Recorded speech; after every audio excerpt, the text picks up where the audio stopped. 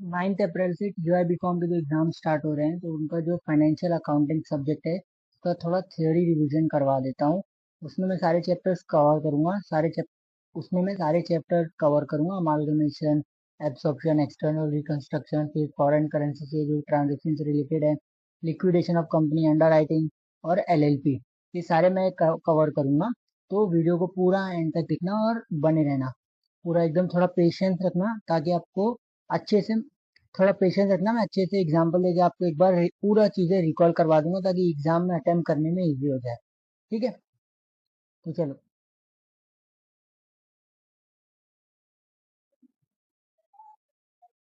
तो ये lecture mostly CDOE के जो स्टूडेंट हैं, सेमेस्टर 6 टीवाई बीकॉम, जिनका भी एग्जाम स्टार्ट हो रहा है उनके लिए है।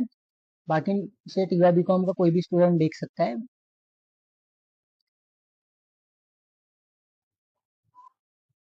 अभी समझो, जिंदगी ना मिलेगी दोबारा मूवी में जो कबीर और अर्जुन और इमरान रहते हैं, इन लोगों ने सोचा कि हम तीनों जो है मिलकर एक ट्रेवल जो है कंपनी खोलेंगे। ठीक है, एक ट्रैवल का बिजनेस करेंगे। मोस्ट कंपनी नहीं, ट्रैवल का एक बिजनेस करेंगे। तो इन्होंने सोचा कि कंपनी वगैरह खोलने में बहुत ज्यादा कॉस्ट लगेगा, कंप्लाइंस लीगल रूल बहुत ज्यादा होंगे इसमें। तो इसलिए इन्होंने सोचा कि एक नॉर्मल पार्टनरशिप हम करते हैं। तो तीनों ने मिलके ये तीनों जो है तीनों ने मिलके पार्टनरशिप स्टार्ट कर दी अपनी। किसकी? ट्रैवल बिजनेस की, है ना। तो अभी इन लोगों ने अपना, जैसे इसने एक ने 10 लाख लेके आया, दूसरे ने 10 लाख लेके आया, तीसरे ने 10 लाख लेके आया। ठीक है, कबीर ने 10, अर्जुन ने 10 और इमरान ने 10। तो टोटल इनका जो कैपिटल हो गया पार्टनरशिप फर्म का 30 लाख हो गया। हम्म, अभी बिजनेस चला, थोड़ा बहुत टाइम लगा, 1 साल हुआ, 2 साल हुआ, अच्छा चला। फिर थर्ड ईयर फोर्थ ईयर कुछ सर्कमस्टेंसेस की वजह से इनको लॉस हो गया, बिजनेस पूरा नीचे गिर गया, है ना। बिजनेस पूरा नीचे गिर गया तो इनको लॉस हो गया। ऑलमोस्ट 40 लाख का लॉस हो गया, है ना। 40 लाख का लॉस हो गया। तो इन लोगों ने लगाया कितना था? 30। तो 10 लाख अभी भी इनको भरना बाकी है ना। इनके पास 40 लाख है ही नहीं। बिजनेस का जो पार्टनरशिप में जो कैपिटल था वो 30 लाख था। लॉस हो गया 40 लाख का, तो 10 लाख और अभी लॉस में है ये लोग। तो अब क्या करना पड़ेगा? जो ये इनका जो पर्सनल एसेट है ना, समझो एक कबीर के पास कार थी एकदम मस्त, अर्जुन के पास उसका एक घर था, इमरान के पास भी उसका घर था। तो अब ये बेच के जो पैसा मिलेगा, उससे हमें ये लॉस जो है रिकवर करना पड़ेगा। तो मतलब इनके पर्सनल एसेट गए। कोई फर्क नहीं पड़ता लॉ पार्टनरशिप में कैपिटल कितना हो कितना नहीं हो, लेकिन अगर लॉस हुआ है तो अपने पर्सनल जो एसेट्स है वो बेचकर भी पैसे इनको देना पड़ेंगे। ठीक है, तो इसी को पार्टनरशिप बोलते हैं, जो कि आपने 11 ट्वेल्थ और फिर फर्स्ट ईयर सेकेंड ईयर सब में पढ़ा ही होगा। पार्टनरशिप क्या होती है, पार्टनरशिप फॉर्म। ठीक है। अब तो वैसे ही एक दूसरा फॉर्म आ जाता है। ठीक है, अभी यहाँ पर वही कबीर, अर्जुन और इमरान, इन्होंने ट्रेवल का बिजनेस स्टार्ट किया है। बिजनेस, कंपनी नहीं है, थोड़ा सा मिस्टेक है इसमें। तो बिजनेस स्टार्ट किया। अब इसने 20 लाख डाला, कबीर ने। अर्जुन ने 10 लाख डाला, इमरान ने 10 लाख डाला। तो टोटल हो गया 40 लाख। टोटल 40 लाख हो गया, राइट। टोटल 40 लाख। अब इनका बिजनेस चला आगे, बहुत अच्छा हुआ, बहुत अच्छा हुआ, बहुत अच्छा हुआ।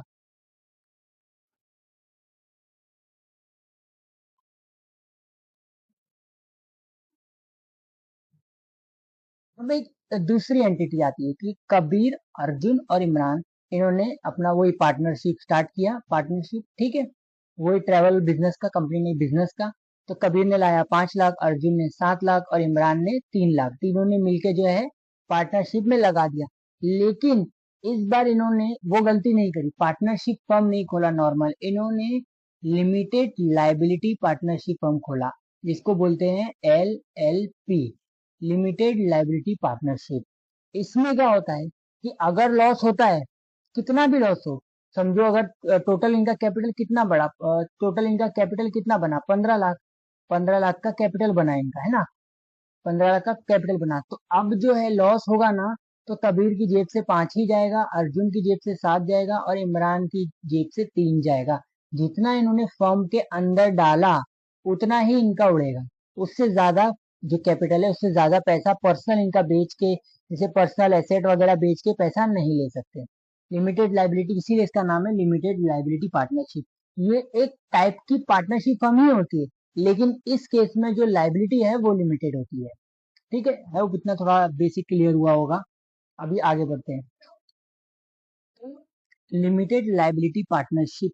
Limited liability LLP means limited liability partnership. It is a featured structure which combines features of a partnership firms और features of a company.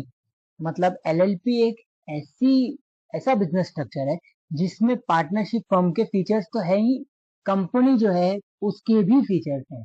जैसे कि पार्टनरशिप में हमने देखा था कि लाइबिलिटी जो है अनलिमिटेड होती है, मतलब जेब से भी पैसा जाएगा. लेकिन लिमिटेड लाइबिलिटी पार्टनरशिप में ऐसा नहीं होता है, जितना पार्टनर्स ने उसमें डाला है पैसा उतना ही जाएगा.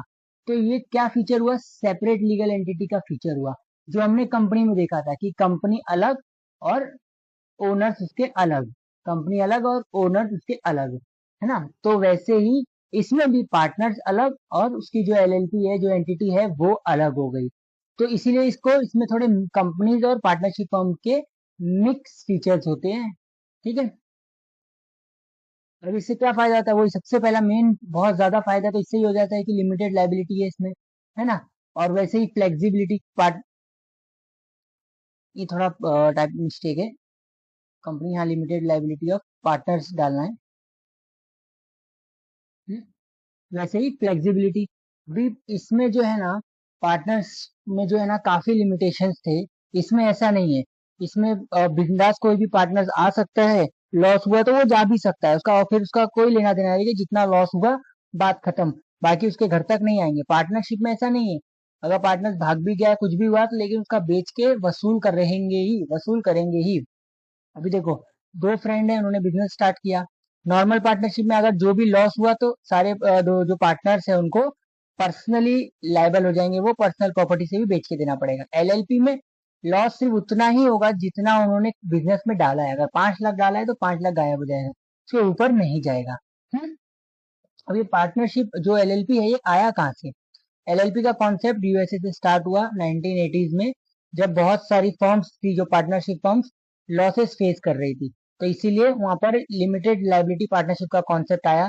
सेम इंडिया में भी 2008 में एलएलपी एक्ट पास हुआ, मतलब जो ये कानून है लिमिटेड लाइबिलिटी एक्ट 2008 में पास हुआ. ये जो है एलएलपी को रेगुलेट करता है. देखो पार्टनरशिप है ना, उस पार्टनरशिप किस में आती है, पार्टनरशिप फॉर्म एक्ट 1935 में कुछ.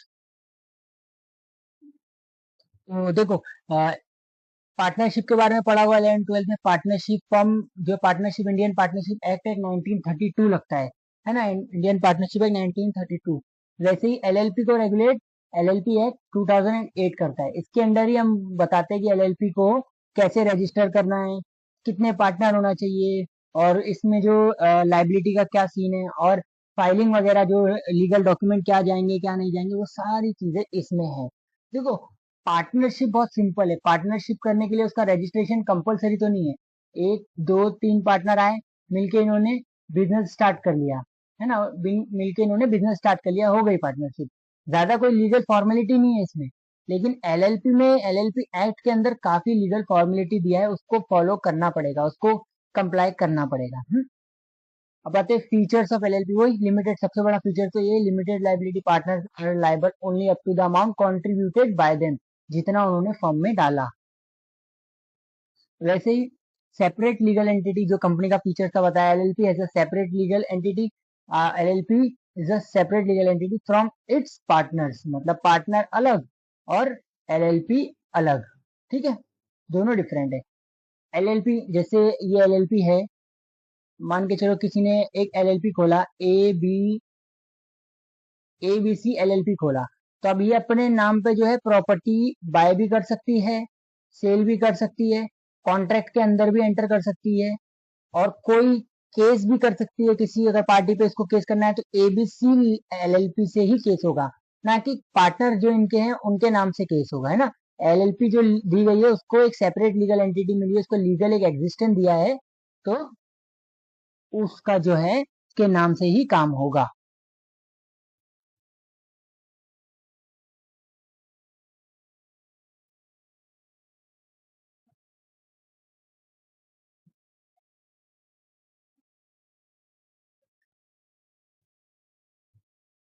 फिर आता है परपेचुअल सक्सेशन.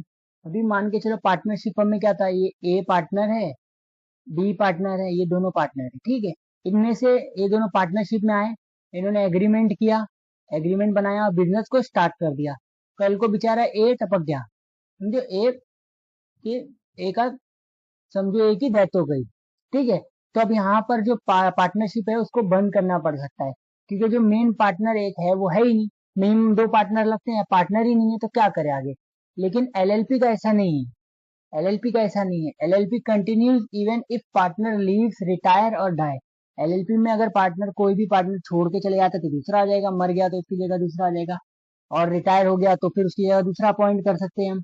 तो एलएलपी एक तरीके से कंपनी की तरह ही काम करती है, लेकिन उसमें जो कंप्लायंस है वो छोटे होते हैं थोड़े, और उसको जो जितना बड़ा ओहदा कंपनी को मिला है उतना नहीं मिलता है, लेकिन फिर भी पार्टनरशिप से तो ज्यादा ही मिलता है, ठीक है। वैसे ही कंपलसरी रजिस्ट्रेशन, पार्टनरशिप का जो रजिस्ट्रेशन था पार्टनरशिप फर्म का, इंडियन पार्टनरशिप एक्ट 1932 वाला, वो कंपलसरी नहीं था। लेकिन एलएलपी का जो है वो कंपलसरी है। एलएलपी जो है, एलएलपी एक्ट के अंदर बहुत बड़ा प्रोसेस दिया है कि एलएलपी को इनकॉर्पोरेट करना होगा। इनकॉर्पोरेट करने के बाद जो है उसका जो रजिस्ट्रेशन वगैरह करके सारे डॉक्यूमेंट फाइल करके फिर जो पूरा लीगल एग्जिस्टेंस में आएगी तब काम होगा। देखो यहाँ से होगा, मैं बताता हूँ एलएलपी का कैसे। पार्टनरशिप का कैसा है कि एग्रीमेंट बनाया, कोर्ट में सबमिट किया है, वो सारे प्रोसेस फॉलो किए, हो जाएगा। एलएलपी का देखो यहाँ पर ये, एलएलपी का देखो ये मिनिस्ट्री ऑफ कॉर्पोरेट अफेयर्स की जो साइट है, जहां पर सारे कंपनी से रिलेटेड कंप्लायंस होते हैं, सारे कंपनी से रिलेटेड, ये कंपनी का मास्टर डेटा, कंपनी कंपनी की फाइलिंग वगैरह, वहीं पर ये देखो एक सेक्शन है एलएलपी ई फाइलिंग। इसमें सबसे पहला प्रोसेस आ जाता है रन। रन मतलब रिजर्व यूनिक नेम। एलएलपी जो है, जिस नाम से हम एलएलपी खोल रहे हैं, तो उस नाम को पहले यहाँ पर हमें जो है सबमिट करना होगा, उसका एप्लीकेशन देना होगा। अगर वो नाम अवेलेबल है तब हमको वो नाम मिलेगा, नहीं तो दूसरे नाम से हमें एलएलपी खोलना पड़ेगी। फिर सेकंड स्टेप ये आया देखो, फिलिप इनकॉर्पोरेशन ऑफ एलएलपी। ये है रजिस्ट्रेशन ऑफ एलएलपी, मतलब एलएलपी को प्रॉपर एक इनकॉर्पोरेट कर रहे हैं हम। सारे डॉक्यूमेंट फाइल करेंगे, पार्टनर्स की डिटेल, कितना कैपिटल लगाया, एलएलपी का जो एग्रीमेंट है वो सारा इसमें जाएगा, तब जाकर एक एलएलपी एग्जिस्टेंस में आ जाएगी, लीगल लीगल उसको एग्जिस्टेंस मिल जाएगी। समझ गए। तो मिनिमम फिर आता है, तो समझ गए कंपनी रजिस्ट्रेशन मतलब वो कंपलसरी रजिस्ट्रेशन, तो समझ गए कंपलसरी रजिस्ट्रेशन, ठीक है। अब आता है मिनिमम और मैक्सिमम कैपिटल। अब इसमें मिनिमम पार्टनर जो है, सॉरी मिनिमम और मैक्सिमम, अब आता है मिनिमम और मैक्सिमम पार्टनर। मिनिमम पार्टनर्स क्या है, दो। Maximum unlimited.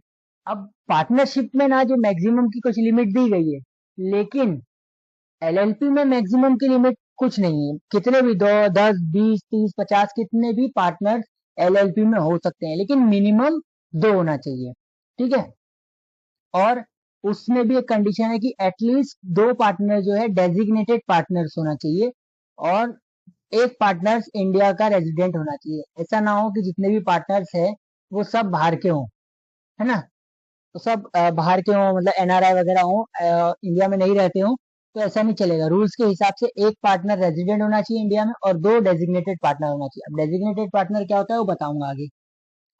फिर आता है म्यूचुअल एजेंसी, मतलब every partner is the agent of LLP but not agent of other partner. मतलब जो पार्टनर है वो जवाबदारी एलएलपी को देगा, है ना, दूसरे पार्टनर को उसकी कोई जवाबदारी नहीं बनती है, ठीक है। तो उसका जो लाइबिलिटी है, उसका जो रिस्पॉन्सिबिलिटी है एलएलपी को लेकर है, क्योंकि एलएलपी खुद एक सेपरेट लीगल एंटिटी है, एक लीगल पर्सन है।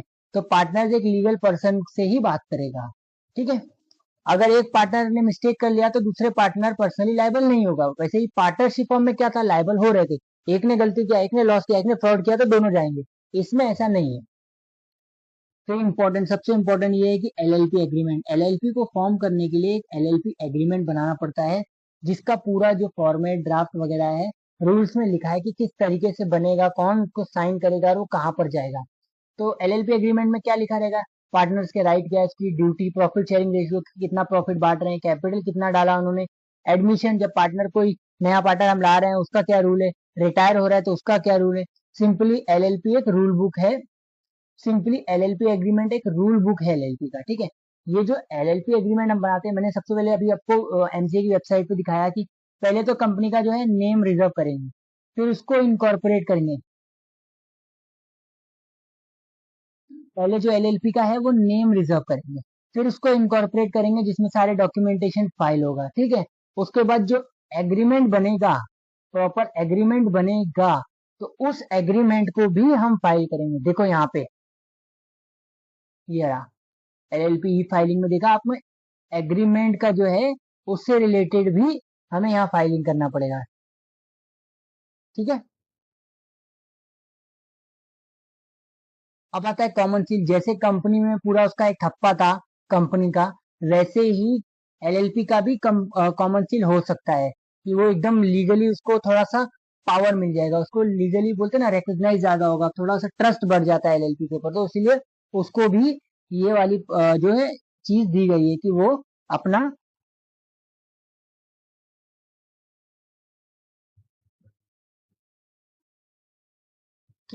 स्टैम्प बना सकता है। कंपलसरी नहीं है, लेकिन बना सकता है। फिर आता है ऑडिट रिक्वायरमेंट।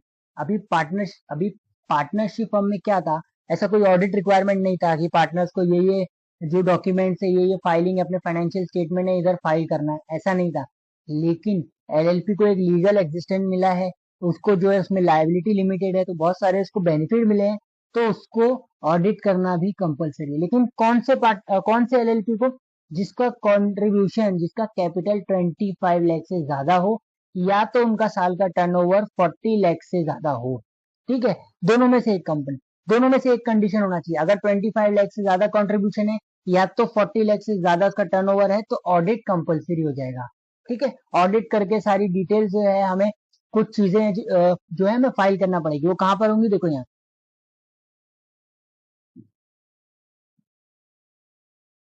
देखो यहाँ एमसीए एलएलपी फाइलिंग, ये रहा। यहाँ पर एनुअल रिटर्न ऑफ एलएलपी, ये सब यहाँ पर हमको फाइल करना है, ठीक है। अब यहाँ पर एक डिफरेंस बिटवीन दिया है कि पार्टनरशिप फर्म और लिमिटेड लाइबिलिटीज, पार्टनरशिप और लिमिटेड कंपनी में क्या फर्क है। वही इंडियन पार्टनरशिप एक्ट 1932 इसको रेगुलेट करता है, एलएलपी एक्ट 2008 इसको रेगुलेट करता है, कंपनीज एक्ट 2013 इसको रेगुलेट करता है। पार्टनरशिप में पार्टनरशिप डीड बनती है, एलएलपी में एलएलपी एग्रीमेंट बनता है, और कंपनी में तो आपको पता है memorandum of association and articles of association बनता है। तो ये बेसिक रीड वाला एक बार पढ़ लेंगे, आपको उसको थोड़ा समझ में आ जाएगा इजीली। थोड़ा मैंने ज्यादातर पॉइंट इसमें दे दिए यहाँ पे। फिर आता है फॉर्मेशन ऑफ एलएलपी। एलएलपी को कैसे फॉर्म करते हैं, कैसे एलएलपी बनती है। तो सबसे पहले एलएलपी को बनाने के लिए रिक्वायरमेंट क्या है, दो पार्टनर्स होना चाहिए, मिनिमम दो डेजिग्नेटेड पार्टनर्स होना चाहिए। एक डेजिग्नेटेड पार्टनर जो है इंडिया में रेजिडेंट होना चाहिए, ठीक है, एनआरआई नहीं चलेगा। फिर एलएलपी का जो नाम है, सबसे पहले मैंने बताया था वो वेबसाइट पे, एमसीए की मिनिस्ट्री ऑफ कॉर्पोरेट, मैंने बताया था मिनिस्ट्री ऑफ कॉर्पोरेट अफेयर्स की वेबसाइट पे नेम अप्रूव करना पड़ेगा, जो रन एप्लीकेशन हम लोग को सबमिट करके। फिर पार्टनर्स का डिजिटल सिग्नेचर सर्टिफिकेट लेना पड़ेगा, जो डीएससी होता है, जिससे पार्टनर जो है सारे फॉर्म्स जो है डिजिटली साइन करेंगे, ठीक है। पार्टनर जो सारे फॉर्म है डिजिटली साइन करेंगे। फिर आता है डिजिटल सिग्नेचर सर्टिफिकेट। मतलब जो पार्टनरशिप फर्म है, जो एलएलपी वाले पार्टनर्स हैं, उनको डीएससी लेना बहुत जरूरी है। जितने भी वो एनुअल रिटर्न है, या जितने भी फॉर्म्स वगैरह डिजिटली फाइल करेंगे, कोई भी चेंजेस है एलएलपी में, या एनुअल रिटर्न है, फाइनेंशियल रिटर्न है, जो भी वो फाइल करेंगे, तो वो डीएससी जो डिजिटल सिग्नेचर है ना, उसके थ्रू साइन करेंगे, ठीक है। और ये कैसे होता है, देखो मैं एग्जांपल के तौर पर समझाता हूँ। उससे पहले एक मिनट ये समझ लो डीपीआईएन क्या होता है। डीपीआईएन जो है एक नंबर होता है जो एमसी इशू करता है, इसको बोलते हैं डेजिग्नेटेड पार्टनर आइडेंटिफिकेशन नंबर, ठीक है। ये हर एक पार्टनर्स को इंडिविजुअली मिलता है, अलग अलग नंबर होता है हर एक पार्टनर का। उससे हमें ये पता चलता है कि इस पार्टनर जो है, उस नंबर से ये पता चलता है कि ये पार्टनर इस फर्म में पार्टनर बना हुआ है, ठीक है। और कौन कौन सी कंपनी में अगर है तो वो भी पता चलेगा। कंपनी के केस में क्या देते हैं, कंपनी के केस में देते हैं dean number, DIN dean number, director identification number.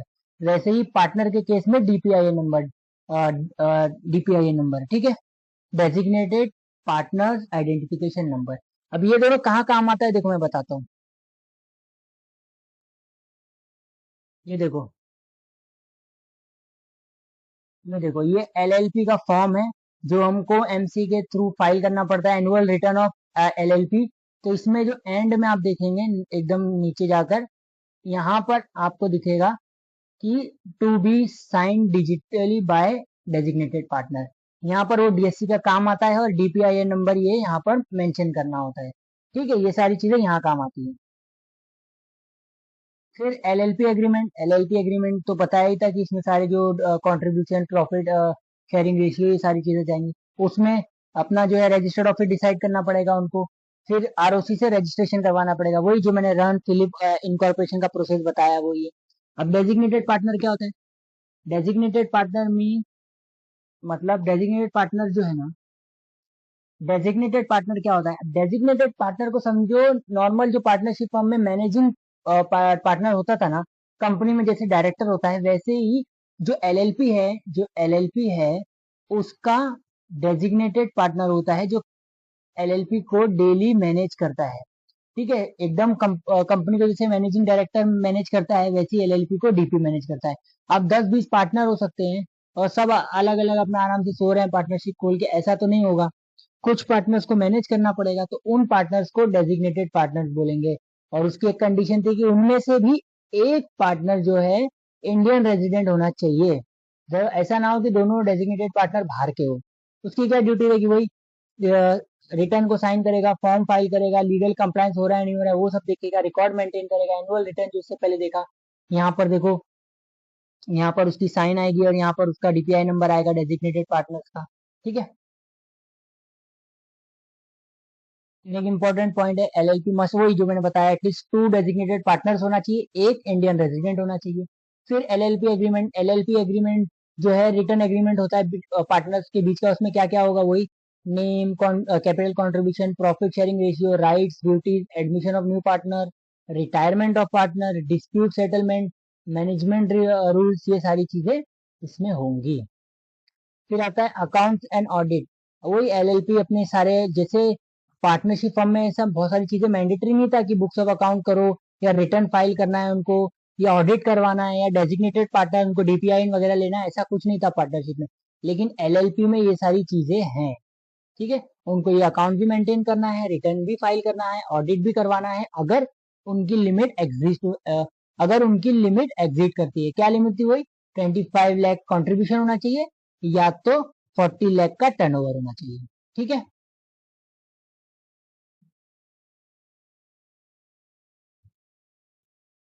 फिर आता है conversion of firm into LLP. मतलब अभी इसे हमने देखा था कि कबीर वगैरह है, कबीर और अर्जुन और अपना इमरान, इन तीनों ने, अभी हमने देखा था कबीर, अर्जुन और इमरान, ये तीनों ने पार्टनरशिप, अपना ट्रेवल का बिजनेस खोला था, ट्रेवल का है ना, पार्टनरशिप, लेकिन पार्टनरशिप फॉर्म में। अब आगे जाके इन्होंने सोचा कि हम और लीगल एग्जिस्टेंस चाहिए और थोड़ा सा नाम चाहिए, इसलिए इन्होंने सोचा कि इसको अब कन्वर्ट करा के हम एलएलपी में करवा देंगे। तो उसका क्या प्रोसेस है वो यहाँ पर दिया है, conversion of firm into LLP. तो existing partner firm can be converted into LLP. Important point, firm का नाम जो है हट जाएगा और एलएलपी का नाम आ जाएगा। जो पार्टनरशिप का पुराना नाम था वो हटेगा, एलएलपी को जो रजिस्टर करे, हमने एमसीए को जो फॉर्म दिया था फिर वहां पर जो नाम अप्रूव हुआ था वो आएगा। सारे जो पार्टनरशिप के एसेट एंड लाइबिलिटी है वो एलएलपी के अंडर चले जाएंगे।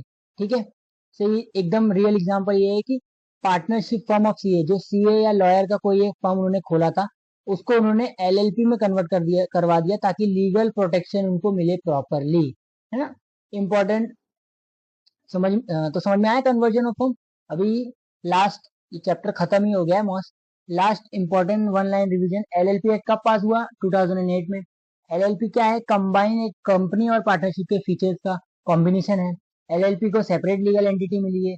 एलएलपी के पार्टनर्स की लाइबिलिटी लिमिटेड रहेगी। मिनिमम पार्टनर्स क्या है? 2 रहेंगे। और मिनिमम 2 पार्टनर जो है डेजिग्नेटेड रहेंगे, उसमें उसमें से भी एक पार्टनर जो है रेजिडेंट रहेगा।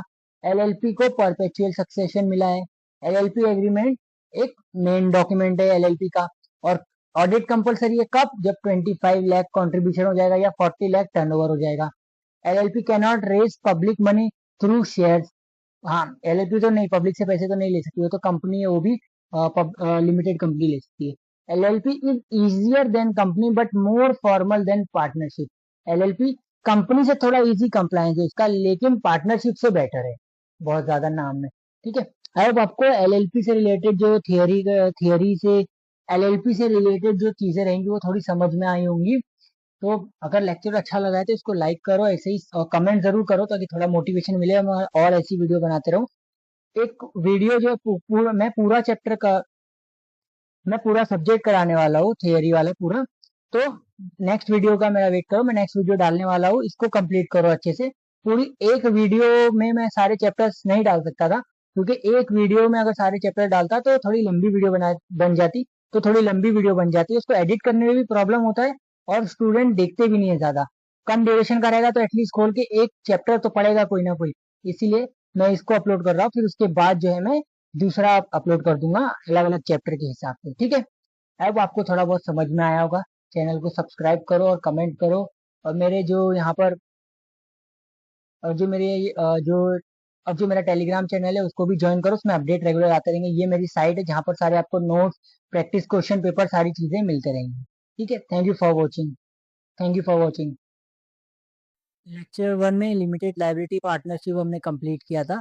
अब मैं दूसरे चैप्टर की तरफ बढ़ता हूँ। जो लेक्चर 1 नहीं देखा है तो देख लेना, उसमें आपको एलएलपी का सारा थियरी रिवीजन हो जाएगा।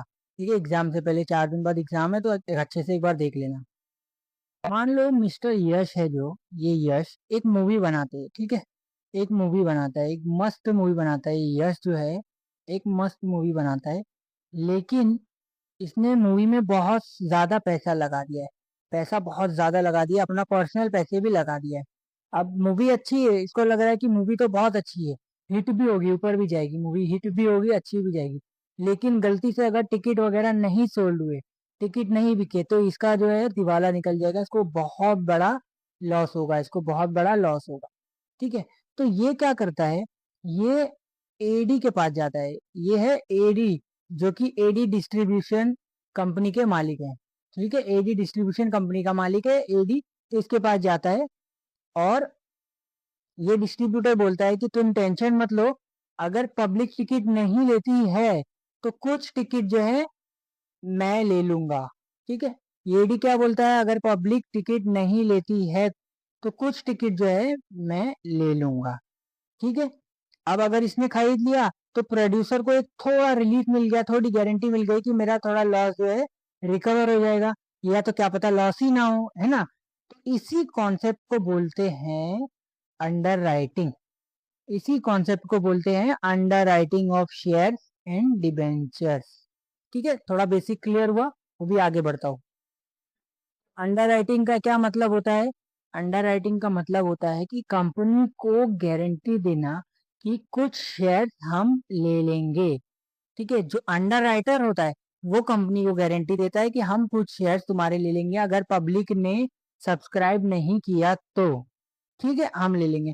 अभी एग्जाम्पल देखो कि कंपनी ने 1 लाख शेयर जो है इशू किए, पब्लिक इशू आ रहा है, उसने 1 लाख शेयर इशू किए, 1 लाख शेयर इशू किए, पब्लिक ने सिर्फ 80,000 शेयर बाय किए। अब ये जो 20,000 बचे, 20,000 का क्या होगा, बाकी के 20,000 जो है वो अंडर राइटर परचेज कर लेगा। जैसे हमने देखा कि अगर पब्लिक मूवी के टिकट नहीं ले रही है तो जो एडी डिस्ट्रीब्यूटर था बाकी के टिकट वो ले रहा। वैसे ही यहाँ पर अगर पूरे शेयर जो है सब्सक्राइब नहीं हुए, पब्लिक ने नहीं लिए, तो जो बचे हुए हैं वो अंडर राइटर ले लेगा। Simply under writer bye unsold shares. ठीक है, अब अंडर राइटिंग क्यों जरूरी है, अंडर राइटिंग क्यों जरूरी है, देखो जब कंपनी ना आईपीओ लाती है, आईपीओ इनिशियल पब्लिक ऑफरिंग मालूम है आपको, जब कंपनी पहली बार शेयर मार्केट में लिस्ट होती है, पब्लिक से पैसा रेज करती है, आईपीओ लाती है, ठीक है, तो तब गारंटी नहीं होती है कि सारे शेयर बिकेंगे। कोई गारंटी नहीं होती है कि सारे जो शेयर्स है वो बिकेंगे। तो अगर मिनिमम सब्सक्रिप्शन नहीं मिला, जो सेबी है उसने कुछ रूल सेट किया है कि मिनिमम इतने शेयर जो है सब्सक्राइब होना चाहिए, तब वो आईपीओ जो है सक्सेसफुल माना जाएगा, वरना पब्लिक का पैसा वापस देना पड़ेगा और आईपीओ नहीं सक्सेसफुल होगा, है ना। तो अब मिनिमम ये जो मिनिमम शेयर है ये होंगे या नहीं होंगे इसकी कोई गारंटी नहीं है ना। इसलिए कंपनी जो है वो एक अंडर राइटर अपॉइंट करती है, ये जो रहा, कंपनी एक अंडर राइटर अपॉइंट करती है। ठीक है, ये क्या करता है, ये कंपनी को सेफ्टी देता है कि अगर शेयर्स नहीं बिके तो कुछ परसेंट जो शेयर्स है मैं उसकी गारंटी देता हूँ कि मैं वो ले लूंगा। ठीक है, इससे क्या होगा, तो ये जो मिनिमम सब्सक्रिप्शन का क्राइटेरिया है ये फुलफिल हो जाएगा और आईपीओ भी सक्सेसफुल हो जाएगा। ठीक है, अब इतना समझ में आया होगा। तो साहब मैं जैसे when a company brings IPO or public issue, there is no guarantee that all shares will be sold. If less than 90% subscription is received, the company may have to return money to public. Company को पैसा public को वापस देना पड़ेगा। So company use underwriter to ensure minimum subscription की इतना subscribe हो जाए, इसीलिए वो अंडरराइटर को जो है अपॉइंट करती है। अब अंडरराइटर कौन होता है? पर्सन और institution who guarantee subscription of a share और डिवेंचर। अंडरराइटर एक ऐसा पर्सन होता है जो कंपनी को सब्सक्रिप्शन की गारंटी देता है कि कुछ परसेंट हम ले लेंगे। अंडरराइटर कौन होता है? बैंक हो सकती है, इंश्योरेंस कंपनी हो सकती है, या फाइनेंशियल इंस्टीट्यूशन हो सकता है, या इन्वेस्टमेंट कंपनी हो सकती है, जैसे LIC हो गई, सेबिसी हो गई, SBI कैपिटल मार्केट्स हो गया। ये सारे जो है अंडरराइटर है, ये कंपनी के जो शेयर्स है थोड़े बाय कर लेते हैं, उनको थोड़ी गारंटी दे देते हैं। एक अंडरराइटर जो है वो सेबी से अप्रूव्ड होना चाहिए। कोई भी उठ के अंडरराइटर नहीं बनेगा, सेबी से उसको पूरा अप्रूवल लेना पड़ेगा, तब जाकर वो अंडरराइटर बनेगा। तो अंडरराइटर समझ में आया? अंडरराइटर जो है सेबी अप्रूव्ड होना चाहिए। वैसे ही देखो यहाँ पर मैं एक समझाता हूँ, एग्जांपल, रियल एग्जांपल देता हूँ आपको। एक मिनट, ये देखो, ये जो है कंपनी है प्रॉप शेयर टाइटेनिया IPO, इसका IPO आ रहा है, ठीक है। तो यहाँ पर देखो उसके IPO में क्या दिया था, the merchant banker for prop share IPO is Kotak Mahindra capital company limited. Kotak Mahindra capital company manage the IPO process including under writing. तो इस कंपनी का under writer Kotak Mahindra capital company limited बन गया। समझ में आया अभी अंडर राइटर क्या होता है? ठीक है, तो अभी आगे बढ़ता हूँ। फिर आता है अंडर राइटिंग कमीशन।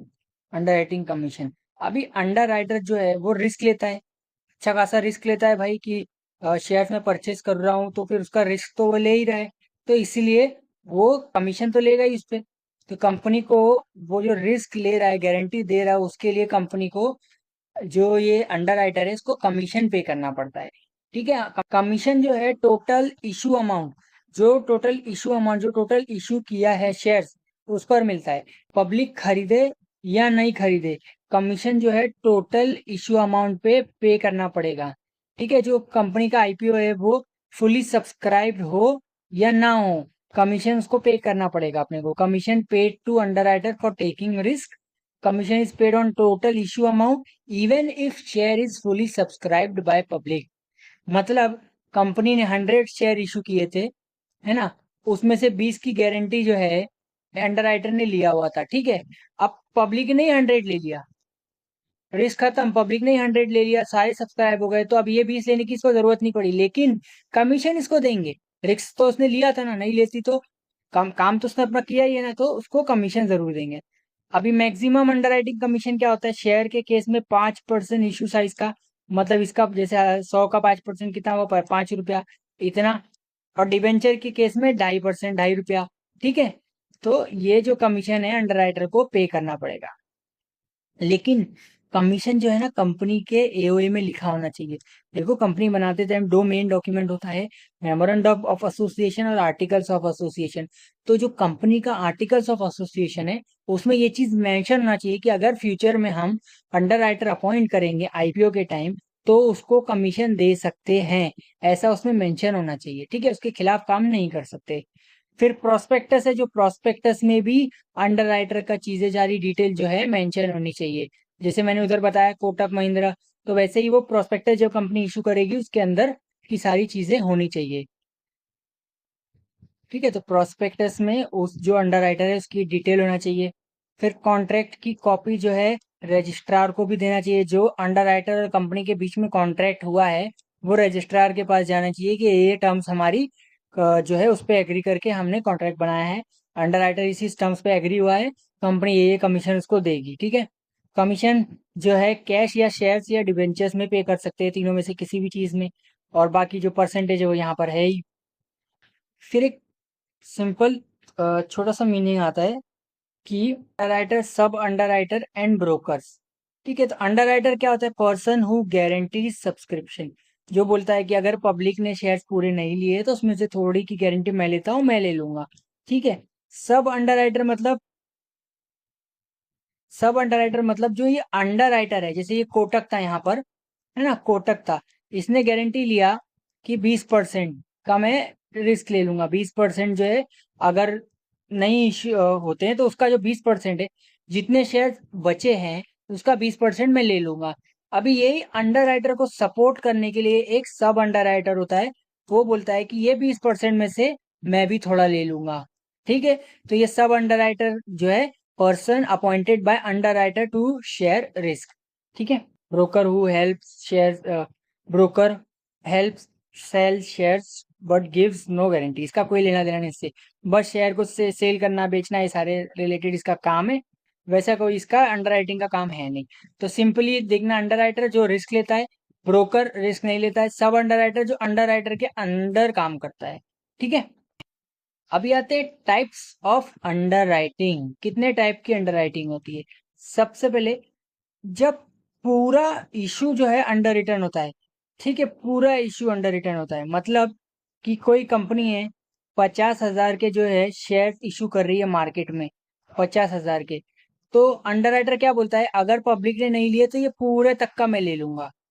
पूरा जितना इशू साइज है उसको पूरा उसने अंडरराइट कर लिया कि 50,000 शेयर इशू कर रही है, पूरे 50,000 जो है मैंने कवर कर लिया है अगर पब्लिक नहीं लेगी तो उसको कंप्लीट अंडरराइटिंग बोलेंगे। क्या बोलेंगे? Complete underwriting, where whole issue is underwritten if a company issue 50,000 shares and all 50,000 shares are underwritten, तो उसको कंप्लीट अंडररिटन बोलेंगे। कंप्लीट अंडर रिटर्न एक अंडर राइटर कर सकता है या बहुत सारे मिलके कर सकते हैं। क्या पता कंपनी का जो इशू साइज है बहुत बड़ा है, तो एक अंडर राइटर की बस की बात नहीं है, तो बहुत सारे मिलके भी कर सकते हैं। फिर आता है partial under writing. Partial under writing मतलब जो सिर्फ कुछ पार्ट को अंडरराइट कर रहा है, जैसे अब तक हम पढ़ ही रहे थे वैसे ही। अब यहाँ पर जो 50,000 है इसमें से उसने बोला कि मैं 20,000 लूंगा, अगर पब्लिक ने नहीं लिया तो उसमें से मैं 20,000 शेयर जो है उतने ले लूंगा, तो उसको पार्शियल अंडर राइटिंग बोलेंगे। ठीक है, a company issue 50,000 shares but only 20,000 shares are underwritten. Company risk पूरा बियर कर रही है, रिमेनिंग शेयर्स का जो है वो अंडर राइटर कवर कर रहा है। फिर आता है फर्म अंडर राइटिंग। क्या आता है? Firm under writing. Firm under writing में अंडर राइटर जो है फिक्स जो नंबर ऑफ शेयर्स है वो लेने के लिए रेडी होता है। देखो इस केस में क्या है, कम इसने बोला कि अगर कंपनी जो शेयर्स नहीं लेगी, जो पब्लिक अगर शेयर्स नहीं लेगी, तो उसमें से 20,000 तक के शेयर जो है मैं ले लूंगा। 20,000 तक शेयर जो है मैं ले लूंगा, लेकिन लूंगा ही ये नहीं बोला है, ले लूंगा, है ना। मतलब अगर इशू सक्सेसफुल नहीं होता है, इतने बचते हैं, तो वो अंडर राइटर का जो ड्यूटी बन जाती है इसको कंप्लीट करे और इसको ले। लेकिन अगर इशू जो है कंप्लीट पूरा हो गया, पब्लिक ने अच्छा खासा ले लिया, तो उसकी लाइबिलिटी नहीं बनेगी, वो नहीं लेगा तो भी चलेगा, बस कमीशन उसको मिलेंगे। लेकिन फर्म अंडरराइटिंग में क्या है कि कुछ नंबर फिक्स कर लेगा कि मैं इतने लूंगा, चाहे पब्लिक सारे शेयर्स खरीद ले, फिर भी अंडरराइटर को एग्रीड शेयर्स लेना पड़ेंगे। मतलब कि 50,000 इशू हुआ है और 50,000 पब्लिक ने ले लिया है, तो उसने 10,000 की गारंटी लिया था, तो अब इशू तो कंप्लीट हो गया, पब्लिक ने ले लिया है और इसकी लाइबिलिटी अब नहीं बनती है। लेकिन फर्म अंडरराइटिंग में इसको ये शेयर्स देना पड़ेंगे, क्योंकि ये एग्री हुआ कि इतने नंबर ऑफ शेयर मैं ले ही रहा हूँ भाई, मुझे दे देना बस, ऐसा है। तो अंडरराइटर, फर्म अंडरराइटिंग में underwriter agrees to buy fix number of shares even public fully subscribe. Underwriter ने 5,000 शेयर एग्री किया, तो पब्लिक का जो है अगर लेती है नहीं लेती है, फिर भी अंडरराइटर को लेना पड़ेंगे। ठीक है, फिर कुछ टर्म्स आ जाते हैं एप्लीकेशन से रिलेटेड। जो अंडर राइटिंग का एप्लीकेशन है, जब हम अप्लाई करेंगे उससे रिलेटेड क्या टर्म्स है वो आ जाते हैं। ठीक है, तो सबसे पहला एक टर्म्स आता है mark application. Mark application, mark. ठीक है, अब मार्क, जब जिन एप्लीकेशन फॉर्म पे अंडर राइटर का स्टैंप होता है उन्हें मार्क एप्लीकेशन बोलते हैं। देखो एग्जाम्पल, कंपनी ने 50,000 शेयर इशू किए, हाँ, और उसको 80,000 शेयर्स का जो है एप्लीकेशन आया। 80,000 शेयर्स का पब्लिक ने और सबने मिलके, जितने टोटल एप्लीकेशन है कंपनी के पास 80,000 शेयर्स के आए। अब इस 80,000 में जो एप्लीकेशन में जिस अंडरराइटर का स्टैंप होगा उसको मार्क्ड एप्लीकेशन बोलेंगे। मतलब वो शेयर्स फलाने जो है अंडरराइटर के हो गए, जैसे कोटक का स्टैंप है तो कोटक के हो गए। ठीक है, अंडर राइटर का स्टैंप हुआ तो उसको ही मिलेगा वो, तो वो उसको लेना पड़ेगा और उसके अंडर आ जाएंगी वो चीजें, ठीक है। तो उसको बोलेंगे marked application. If company if application form has a stamp of underwriter then it counted for underwriter A. जैसे ए का अगर उस पे स्टैम्प है तो सारे जो शेयर है ए के अंडर काउंट हो जाएंगे, ठीक है। फिर आता है अनमार्क्ड एप्लीकेशन जिसमें अंडरराइटर का स्टैंप नहीं है। तो वो जो डिवाइड है सारे अंडरराइटर को बीच अमॉन्ग, मतलब सारे इक्वल रेशियो में जो उनकी जो लाइबिलिटी है उस रेशियो में बटेंगे। देखो यहाँ पर एग्जांपल से समझाता हूँ कि अगर सारे जो कंपनी में 4 अंडरराइटर थे, चारों ने मिलके बोला हम जो है 40,000 रुपया, सॉरी 40,000 शेयर परचेस कर लेंगे। अब इन 4 में से जो ये 40,000 हैं, इसमें से 10,000 पे ए का मार्क है और 10,000 पे बी का मार्क है, मार्क एप्लीकेशन है ना, और 5,000 पे सी और डी का मार्क है। तो बाकी जो बैलेंस बच रहे हैं 10, 15, 25, बाकी जो 15 बैलेंस बच रहे हैं इस पे किसी का मार्क नहीं है, किसी का भी मार्क नहीं है। तो ये जो 15,000 एप्लीकेशन है ये चारों में जो है बराबर रेशियो में बटेंगे, जो इनका लाइबिलिटी रेशियो है इसमें बढ़ जाएंगे, उनके अंडर आ जाएंगे वो, ठीक है। समझ में आया। फिर ये है फर्म अंडरराइटिंग एप्लीकेशन से related, application relating to firm underwriting of share, this may be credited to individual underwriter. मतलब कोई एक अंडरराइटर को जा सकता है इसमें से जिसने भी फर्म की अंडरराइटिंग मतलब गारंटी लिया हुआ कि मैं लेऊंगा ही शेयर्स, भले ही पब्लिक ना ले। या तो ये अनमार्क्ड एप्लीकेशन में कंसीडर करके तीनों को बराबर हिसाब से रेशियो के बांट दिया जाएगा, ठीक है। ठीक है, यहाँ पर इतना समझ में आया। तो यहाँ पर ये चैप्टर कंप्लीट होता है। अब थोड़ा बहुत आपको रिवीजन हुआ होगा, थोड़ा कुछ समझ में आया होगा। हो सकता है मेरे समझाने का तरीका सही ना हो, तो आप कमेंट करके मुझे बताना, मैं और इम्प्रूव करूंगा और बेटर करूंगा, अच्छे से समझाने की कोशिश करूंगा, ठीक है। लेकिन कमेंट जरूर कर देना और लाइक जरूर कर देना। अगर एक स्टूडेंट देख रहा है तो एक भी करेगा तो भी चलेगा मुझे, क्योंकि बहुत कम अभी व्यूज आ रहे हैं, मुझे बहुत कम स्टूडेंट देख रहे हैं, क्योंकि अभी अभी स्टार्ट किया है, ग्रो हो रहा हूँ धीरे धीरे। तो आप अगर देख रहे हैं तो कमेंट जरूर कर। यहाँ पर एक जो है पूरा चैप्टर एक लाइन में रिवीजन कर लेते हैं। अंडरराइटिंग का मतलब guarantee of subscription. Underwriter buys unsubscribe shares.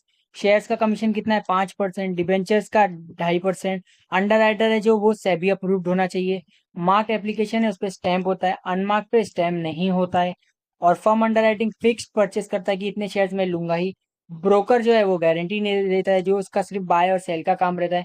Complete underwriting means पूरा इशू कवर्ड हो गया उसके अंदर, पार्शियल में पूरा इशू कवर्ड नहीं हुआ। फर्म अंडरराइटिंग मतलब एडिशनल लाइबिलिटी, कि जितना उसने कवर की गारंटी लिया है उसके अलावा भी उसने बोला है कि 10,000 शेयर तो मैं परचेस कर ही लूंगा कोई भी रीजन हो, तो इसको फर्म अंडरराइटिंग बोलेंगे। ये ऑब्जेक्टिव्स बेस है, ऑब्जेक्टिव्स के लिए बहुत अच्छे से काम आएगा, ठीक है। आई होप आपको ये चैप्टर समझ में आया होगा, तो ऐसे ही बने रहो। नेक्स्ट चैप्टर भी आने वाला है, वो मैं उसका भी रिवाइज करवाऊंगा। और जब तक आप अपना प्रैक्टिस क्वेश्चन पेपर मैंने डाला हुआ है, ऑब्जेक्टिव्स का क्वेश्चन बैंक मैंने डाला हुआ है, वो भी पढ़ लेना। देखो लेक्चर 3 स्टार्ट कर रहा हूँ। इससे पहले जो मैंने लेक्चर 1 और 2 डाला है जिसमें एलएलपी और under writing of share cover किया है उसको देख लेना, जिससे थोड़ा उसको समझ लेना। यहाँ पर लेक्चर 3 फिर स्टार्ट करना, आप देखना। लेक्चर 3 में जो है मैं अमालगमेशन और अब्जॉर्प्शन एक्सटर्नल रिकंस्ट्रक्शन ये टॉपिक्स जो है इसके थ्योरी पार्ट का जो आपको रिवीजन करवाऊंगा, ठीक है। तो बिना टाइम वेस्ट करे चलो स्टार्ट करता हूँ। मैं आपको पहले एक बेसिक एक्सप्लेनेशन दूंगा एग्जांपल्स के साथ, तो थोड़ा सा पेशेंस रखना, उस बेसिक एग्जांपल को थोड़ा दिमाग में समझ लेना। उसके बाद मैं मेन नोट से आपको एक बार रिफर करवाऊंगा, तो सारा चीज़ें जो है आपको क्लिक होंगी कि हाँ ऐसा ऐसा था।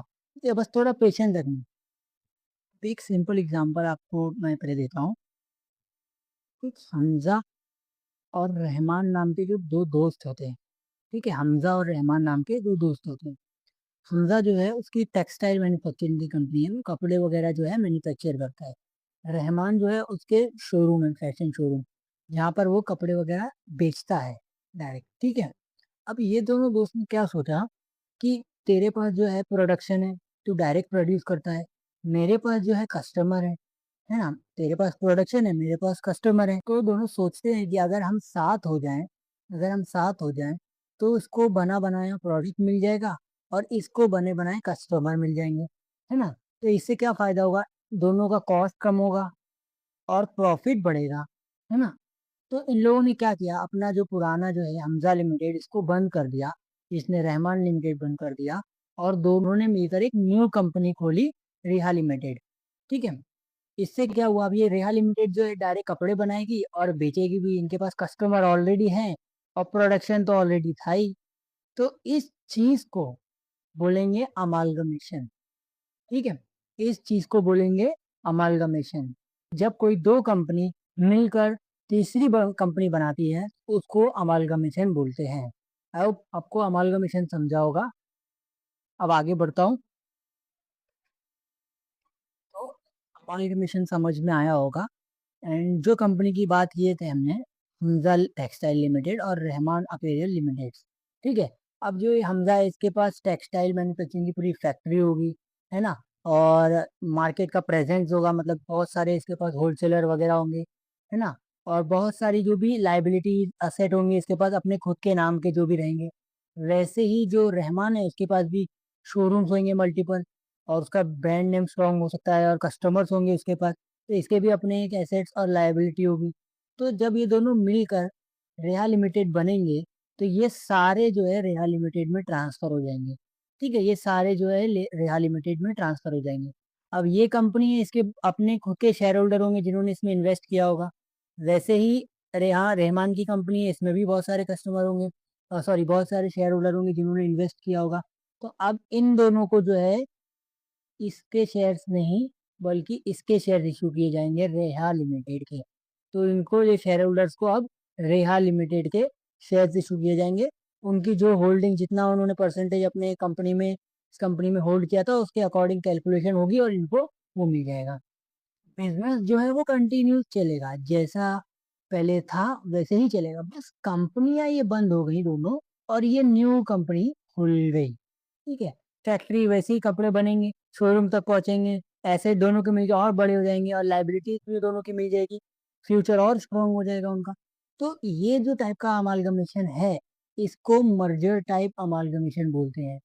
क्या बोलते हैं? Merger type amalgamation. ठीक है। जो ये हमजा लिमिटेड है, जो मैन्युफैक्चर करता है कपड़े वगैरह, ये थोड़ी छोटी कंपनी है, थोड़ी सी छोटी है। ठीक है। और रहमान की जो कंपनी है वो बड़ी है। इसका जो ब्रांड वैल्यू है, ब्रांड नेम बहुत बढ़ गया है, शोरूम में बहुत से जो कस्टमर है इससे जुड़ गए हैं। इसका सेल्स भी बहुत ज़्यादा होता है क्योंकि इसने अपने अलग अलग लोकेशन पे शोरूम खोले हुए हैं। तो ये जो रहमान है हमजा को बोलता है कि मुझे तेरी कंपनी नहीं चाहिए, ना ही हम दोनों मिलके काम करेंगे, मुझे सिर्फ तेरे कुछ जो है फैक्ट्री दे दे ना, मेरे को तू सिर्फ, मुझे तू सिर्फ अपनी कुछ फैक्ट्री दे दे, और जो कपड़े है बनाता है वो मुझे चाहिए, जो कपड़े तू बनाता है वो मुझे चाहिए। तो इसमें रहमान क्या कर रहा है, हमजा से एक होकर नई कंपनी नहीं बना रहा है। ठीक है। वो सिर्फ कुछ चीजें हमजा से ले रहा है, वो सिर्फ कुछ चीजें हमजा से ले रहा है और उसके बदले उसको कैश देगा। कोई शेयर होल्डर ट्रांसफर नहीं होंगे, ना ही जैसे रेहा लिमिटेड बनी थी वैसे ही सारे शेयर होल्डर रेहा के लिमिटेड के अंदर आ गए थे, ऐसा कुछ नहीं होगा। इसके शेयर जो थे वो अपने रहेंगे, इसके शेयर जो थे वो अपने रहेंगे, है ना, मतलब जो शेयर होल्डर है इसके अपने रहेंगे और वैसे ही इसके शेयर होल्डर अपने रहेंगे। हम्म। तो सिर्फ कुछ चीजें ले रहा है ये रहमान जो है, इससे कुछ चीजें ले रहा है। इसको बोलेंगे परचेज टाइप अमालगमेशन। क्या बोलेंगे? Purchase type amalgamation. अब ये एक न्यू एग्जांपल से समझते हैं। जो हमजा लिमिटेड है, इसकी जो कंपनी है वो बहुत ज्यादा लॉसेस बेयर कर रही है। मतलब जो कंपनी है पूरी तितर बितर हो गई है। ठीक है, तो पूरी इधर उधर हो गई है कंपनी, और वो सही से वर्क नहीं कर रही है। उसका जो बिजनेस है कम हो रहा है, लोन बढ़ रहा है। ठीक है। और मशीनरी वगैरह भी ज्यादा अपडेटेड नहीं है। तो प्रॉपरली ये बिजनेस वर्क नहीं कर रहा है, इसका बहुत ज्यादा लॉसेस फेस कर रही है ये हमजा की कंपनी। तो ये क्या करता है, किसी न्यू कंपनी से नहीं जुड़ता है। तो बोलेगा न्यू कंपनी से जुड़ूंगा या अपनी कंपनी बेच दूंगा, तो नहीं, मैं ऐसा नहीं करूंगा, मैं खुद को एक और ट्राई दूंगा। तो ये क्या करता है, एक नई कंपनी बनाता है, रेहा लिमिटेड। ठीक है। रेहा लिमिटेड नई कंपनी बनाता है और इस कंपनी को टेक ओवर कर लेता है, इस कंपनी को इस कंपनी के अंडर ले लेता है। इसके सारे असेट, सारे लाइबिलिटी जो है वो इस कंपनी को ट्रांसफर हो जाते हैं, रेहा लिमिटेड को। और ये कंपनी जो है हमजा की वो हमेशा के लिए बंद हो जाती है। ठीक है। क्या कर रहा है, अपनी पुरानी जो कंपनी है जो लॉसेस बेयर करती है, जो चल नहीं पा रही है ठीक से, उसको डंप करके एक न्यू कंपनी खोलता है। ठीक है, तो ये न्यू कंपनी खोली क्यों, उसका रीजन क्या था न्यू कंपनी खोलने का, ताकि ये बंद हो और इसके सारी चीजें इसमें ट्रांसफर हो। ठीक है, तो इसको बोलेंगे एक्सटर्नल रिकंस्ट्रक्शन। एक्सटर्नल रिकंस्ट्रक्शन, जब भी कोई न्यू कंपनी फॉर्म होती है, वो अपनी पुरानी कंपनी को टेक ओवर करने के लिए, उसको बोलेंगे एक्सटर्नल रिकंस्ट्रक्शन। आई होप इतना समझ में आया होगा। अभी एक और छोटा सा, हम्म, अभी जो ये रहमान की कंपनी थी, इसका दिवाला निकल चुका है। इससे ये कंपनी चल नहीं पा रही है, बहुत ज्यादा लॉसेस हो गए हैं, उसका जो बिजनेस सक्सेसफुल नहीं हो पा रहा है, बहुत प्रॉब्लम है वो। तो वो क्या करता है, अपने दोस्त को, मतलब ये जो दोस्त है हमजा, वो बोलता है भाई तू मेरी कंपनी ले ले, है ना, जो भी मेरी वैल्यू निकलेगी वो दे दे, मेरी कंपनी ले ले, अगर मैं ऐसे ही चलाता रहूंगा तो ये तो पूरी खत्म हो जाएगी। एटलीस्ट तू इसको एक्वायर कर लेगा, अपने पास ले लेगा, तो तू उसका कुछ यूज कर सकता है, वो एक दोस्त ही दूसरे दोस्त के काम आएगा। तो हमजा लिमिटेड क्या करता है, तो बोलता है ठीक है भाई ला तेरी कंपनी मेरे को दे दे। तो वो ये रहमान लिमिटेड खरीद लेता है, के सारे असेट और लाइबिलिटी, सारे ऑपरेशन जो है हमजा लिमिटेड के हो जाते हैं। ठीक है, जो भी इसने लॉस बियर किया वो इसके अब, और जो लाइबिलिटीज है इस कंपनी पे वो इसके, जो असेट है वो इसके, जो कस्टमर थे शोरूम थे वो सारे हमजा के हो गए। तो इसने क्या किया, अपने दोस्त को हेल्प करने के लिए उसकी कंपनी खरीद लिया, एक्वायर कर लिया अपने पास। अब रहमान लिमिटेड नाम की कंपनी कोई है ही नहीं, है ना, इसका सारा बिजनेस जो है वो हमजा के अंडर आ गया, है ना, कोई न्यू कंपनी नहीं बनी, जो हमजा थी वो ही है, बस उसने दूसरी कंपनी को एब्जॉर्ब कर लिया, खींच लिया अपनी तरफ। तो उसको क्या बोलेंगे, अब्जॉर्प्शन। जब भी कोई बड़ी कंपनी छोटी कंपनी को अपने अंडर ले लेती है, खरीद लेती है, तो उसको अब्जॉर्प्शन बोलेंगे। आई होप एग्जाम्पल से थोड़ा बहुत बेस क्लियर हुआ होगा। अब मैं मेन नोट से एक बार आपको समझाता हूँ। रिवीजन नोट्स है semester 6 TY BCom financial accounting and auditing, financial accounting subject का। ठीक है, आपको थोड़ा बहुत समझाया। अब यहाँ पर एक नोट से प्रॉपर थोड़ा लर्न कर लेते हैं। अमालगमेशन, तो amalgamation mean merger of two or more companies into one company. After amalgamation, asset of old company become asset of new company. जैसे हमजा और रहमान लिमिटेड थी, जैसे हमजा और रहमान लिमिटेड थी, वो रेहा लिमिटेड बन गई, तो इनके सारे एसेट्स अब रेहा लिमिटेड के हो गए थे, उस एग्जांपल में मैंने समझाया था। वैसे ही लाइबिलिटी जो है पुरानी कंपनी की न्यू कंपनी के अंडर आ जाएगी। पुरानी कंपनी के शेयर होल्डर है, अब उनको नई कंपनी के शेयर मिलेंगे, न्यू कंपनी के शेयर सर्टिफिकेट मिलेंगे, पुरानी जो है एग्जिस्टेंस से हटी जाएगी। ठीक है, हाँ, एक रियल लाइफ एग्जांपल है वोडाफोन आइडिया। वोडाफोन और आइडिया दोनों जो मिलकर नई कंपनी बनाए थे, वीआई, है ना, वो वोडाफोन आइडिया करके अभी कंपनी बनी है। पहले वोडाफोन की जो सिम थी वो अलग थी, आइडिया की जो सिम थी अलग थी। आइडिया को तो सबको पता ही होगा, कई हजार करोड़ में लॉस में चल रही थी, तो वोडाफोन थोड़ा बहुत थी लेवल पे, तो दोनों ने मिलके एक न्यू कंपनी फॉर्म कर ली, वीआई, जो अभी इंडिया में वीआई की सिम चलती है वो। ठीक है, जैसे ही अब्जॉर्प्शन का मीनिंग बताया था कि absorption is a type of amalgamation where one existing company take over another existing company. जैसे मैंने बताया, हमजा लिमिटेड थी वो बड़ी कंपनी थी, और रहमान लिमिटेड जो उसकी दोस्त की कंपनी थी, उसको लॉस हो रहा था बहुत, तो उसने क्या किया, ला भाई तू अपनी कंपनी मुझे बेच दे। उससे सारे एसेट्स की सारी लाइबिलिटी शोरूम कस्टमर सारे जो है हमजा के हो गए थे। तो absorption is a type of amalgamation where one existing company take over another existing company. ठीक है, वैसे ही एक्सटर्नल रिकंस्ट्रक्शन बताया था कि जब कंपनी लॉसेस में चल रही है, पूरी कंपनी इधर उधर हो गई है, समझ में नहीं आ रहा है क्या करें, तो उसमें क्या करता है, वो न्यू कंपनी बनाता है, और न्यू कंपनी जो है इस ओल्ड कंपनी को पूरा अपने अंडर ले लेती है, और ओल्ड कंपनी को बंद कर देती है और नए सिरे से फ्रेश स्टार्ट करती है। तो उसको बोलते हैं external reconstruction. External reconstruction happens when an old company closes and new company is formed to take over its business. Usually this happens when the old company is facing loss or financial problem. तो इसमें important हम क्या, old company क्या बन गई, vendor, और new company क्या बन गई, परचेसिंग कंपनी, है ना। मतलब अगर जैसे suppose A limited is making heavy losses, तो a new company B limited is form to take over asset and liabilities of A limited. तो अभी यहाँ पर बी लिमिटेड जो है वो क्या बन गया, न्यू कंपनी है ना वो परचेसिंग कंपनी बन गया। वो खरीद क्या रहा है, ए लिमिटेड के सारे एसेट एंड लाइबिलिटी। इसीलिए ओल्ड कंपनी जो है वेंडर बन गई, सेलर, और न्यू कंपनी जो है परचेसिंग कंपनी बन गई। फिर आता है इसका ट्रीटमेंट, अकाउंटिंग स्टैंडर्ड 14। जो ICAI institute of chartered accountant of India, उसने कुछ अकाउंटिंग स्टैंडर्ड इशू किए हैं, जैसे AS14। तो AS14 जो है पूरा अमालगमेशन की अकाउंटिंग दिखता है कि जब भी कोई कंपनी अमालगमेट होगी, जब भी कोई कंपनी का मर्जर होगा या एक्सटर्नल रिकंस्ट्रक्शन होगा, तो उसमें क्या क्या अकाउंटिंग प्रोसीजर रहेगा। जैसे कि हमें अमाउंट निकालना है बेचने का, बेचते हैं तो उस टाइम परचेज कंसिडरेशन है, वो कितना होगा, कितना डिस्क्लोज करना होगा, जैसे अगर कंपनी लिस्टेड है उससे रिलेटेड सारे अकाउंटिंग ट्रीटमेंट क्या होगा, और सारी चीजें एक्सप्लेन की कि टाइप्स ऑफ अमालगमेशन क्या होता है। तो बेसिकली जो आईसीएआई है उसने अकाउंटिंग स्टैंडर्ड 14 जो इशू किया है, वो सारा अमालगमेशन से डील करता है।